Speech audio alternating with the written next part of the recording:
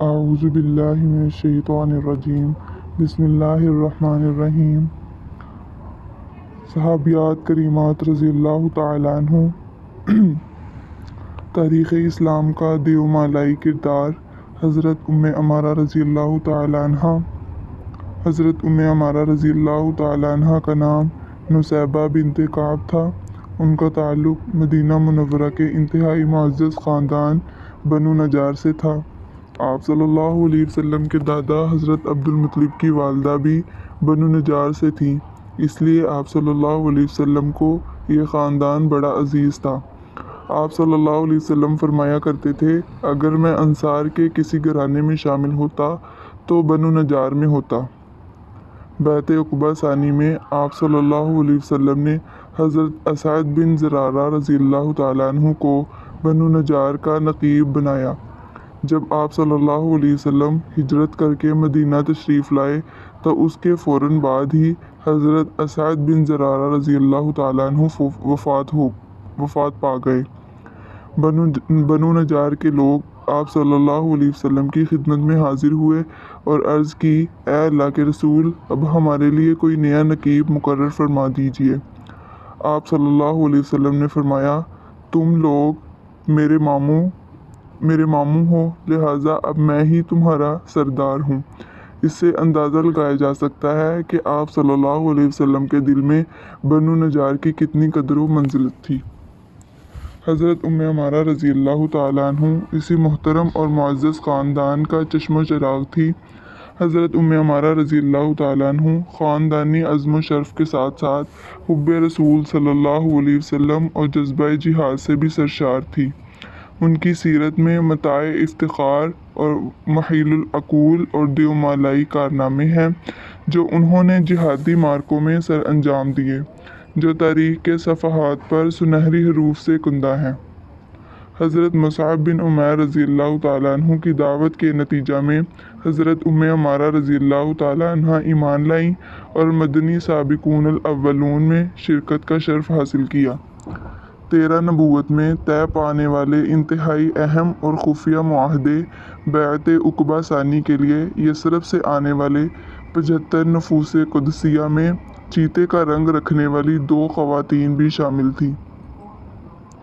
ان میں سے ایک حضرت ام منیع انصاریہ رضی اللہ تعالیٰ عنہ اور دوسری واجب الاحترام خاتون حضرت ام عمارہ رضی اللہ تعالیٰ عنہ تھی، جنہوں نے دیگر مردوں کے ساتھ جہاد اور قتال پر بیعت کی اور اسے حرف بحرف سچ کر دکھایا۔ 2 ہجری میں معرکہ احد پیش آیا تو حضرت ام عمارہ رضی اللہ تعالیٰ عنہ اپنے شوہر حضرت عربہ بن عمر رضی اللہ تعالیٰ عنہ اور 2 بیٹوں حضرت عبداللہ رضی اللہ تعالیٰ عنہ اور حضرت حبیب رضی اللہ تعالیٰ عنہ کے ساتھ اس غزوہ میں شریک ہوئی۔ جنگ کے پہلے مرحلہ میں حضرت ام عمارہ رضی اللہ تعالیٰ عنہ دوسری صحابیات کریمات رضی اللہ تعالیٰ عنہم کے ساتھ زخمیوں کو پانی پلانے، ان کی مرہم پٹی کرنے اور دیکھ بھال کرنے کی خدمت بجا لاتی رہیں، لیکن جنگ کے دوسرے مرحلہ میں جب مجاہدین انتشار کا شکار ہو گئے تو حضرت ام عمارہ رضی اللہ تعالیٰ عنہ نے تلوار اور ڈھال پکڑی اور آپ صلی اللہ علیہ وسلم کے دفاع کے لیے کفار کے آگے سینہ سپر بن گئی۔ کفار بار بار آپ صلی اللہ علیہ وسلم پر حملہ آور ہوتے اور حضرت ام عمارہ رضی اللہ تعالیٰ عنہ دوسرے ثابت قدم مجاہدین کے ساتھ مل کر ان حملوں کو روکتی رہیں۔ ایک مشرک نے آگے بڑھ کر حضرت ام عمارہ رضی اللہ تعالیٰ عنہ پر وار کیا۔ حضرت ام عمارہ رضی اللہ تعالیٰ عنہ نے اس کا وار اپنی ڈھال پر روکا اور دوسرے ہی لمحے تیزی کے ساتھ اس مشرک کے گھوڑے کے پاؤں پر وار کیا۔ گھوڑا سوار سمیت زمین پر آ رہا۔ آپ صلی اللہ علیہ وسلم یہ سارا منظر دیکھ رہے تھے۔ آپ صلی اللہ علیہ وسلم نے حضرت ام عمارہ رضی اللہ تعالیٰ عنہ کے بیٹے حضرت عبداللہ کو حکم دیا، عبداللہ اپنی ماں کی مدد کر۔ حضرت عبداللہ رضی اللہ تعالیٰ عنہ نے آگے بڑھ کر تلوار کے ایک ہی وار سے مشرک کو جہنم رسید کر دیا۔ عین اسی وقت ایک دوسرا مشرک تیزی سے آیا اور حضرت عبداللہ رضی اللہ تعالیٰ عنہ کا بازو زخمی کرتا ہوا آگے نکل گیا۔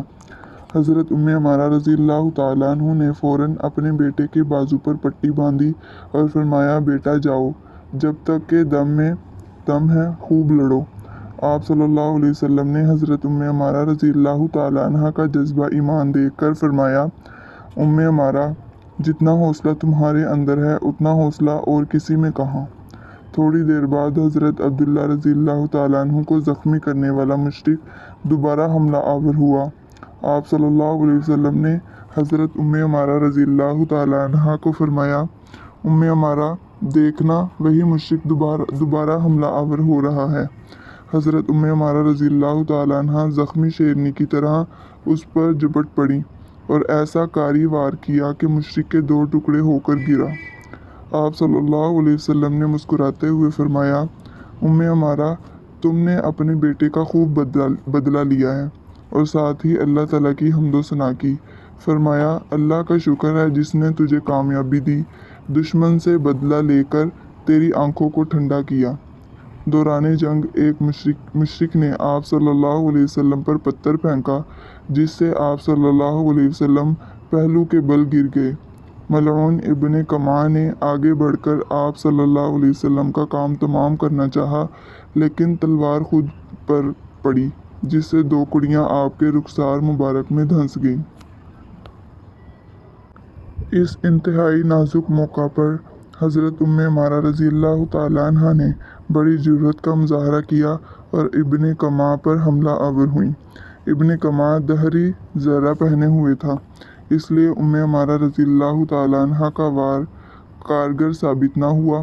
ابن کماع نے پلٹ کر حضرت عمارہ رضی اللہ تعالیٰ عنہ پر حملہ کر دیا، جس سے حضرت عمارہ رضی اللہ تعالیٰ عنہ کا کندھا شدید زخمی ہو گیا، لیکن اس کے بعد ابن کماع کو وہاں ٹھہرنے کی ہمت نہ ہوئی اور فوراً بھاگ نکلا۔